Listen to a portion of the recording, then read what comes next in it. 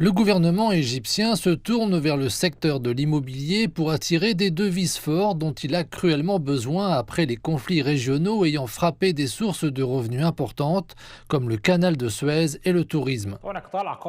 L'immobilier est une pierre angulaire de l'économie égyptienne qui a continué à croître même en période de récession.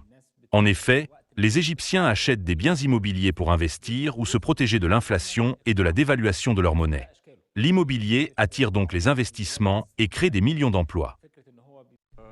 L'initiative Votre Maison en Égypte propose plus de 5000 logements et 3000 terrains aux Égyptiens de l'étranger à des prix réduits sur ce marché attrayant, à condition qu'ils paient en dollars ou en euros. Le marché égyptien est colossal. Nous sommes plus de 106 millions d'habitants, dont 60% ont moins de 16 ans, ce qui signifie que la demande est toujours constante et que le profit est donc garanti. Imaginez qu'en 2010, le déficit de l'offre atteignait 500 000 unités de logements sur le marché. Aujourd'hui, ce déficit est de plus de 2 millions d'unités. Plus de 11 millions d'Égyptiens vivent à l'étranger. L'initiative a été lancée après la récente dévaluation de la livre égyptienne, qui a rendu l'immobilier encore meilleur marché pour les détenteurs de devises fortes.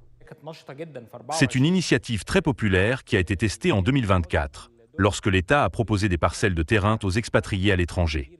Elles ont été immédiatement vendues.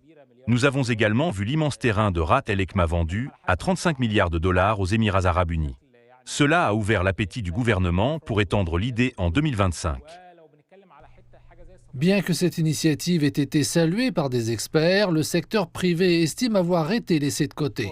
Les entreprises publiques proposent un plan de financement sur 10 ans avec un rabais de 3% à 10% ou 7% pour un paiement comptant.